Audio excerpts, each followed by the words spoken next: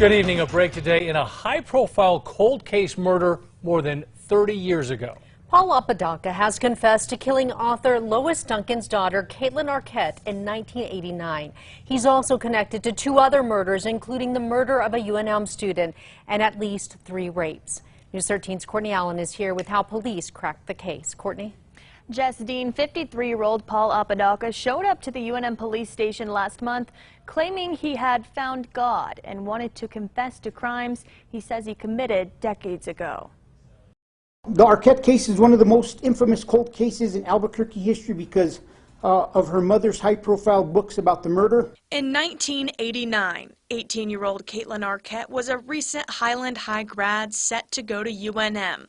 Her life cut short after she was shot in the head in her car on Lomas near Broadway. I wake up every night to the sound of gunshots and to the sound of my daughter calling, "Mother, Mother, help." Her mother, author Lois Duncan, wrote 2 books on her daughter's murder, was featured on Unsolved Mysteries, and blogged about every detail she learned, including that 53-year-old Paul Apodaca was at the scene of her daughter's murder. However, Apodaca was never even questioned by police. Today, APD says while they can't answer for what happened decades ago, detectives have worked hard on this case since the beginning. Nobody purposely, no officer, detective purposely missed anything. Apodaca has not been charged with Arquette's murder as detectives work to verify his story. And detectives are still investigating a 3rd murder confession by Apodaca. Police say 21-year-old Althea Oakeley's case is the strongest one they have right now. APD says Apodaca admitted to stabbing the UNM student to death while she was leaving a fraternity party in 1988. Apodaca told police he had planned to rape her, but stabbed her instead. Police believe the attack was random. Apodaca told them he had developed a hatred for women because they always go for bad guys and he was a nice guy.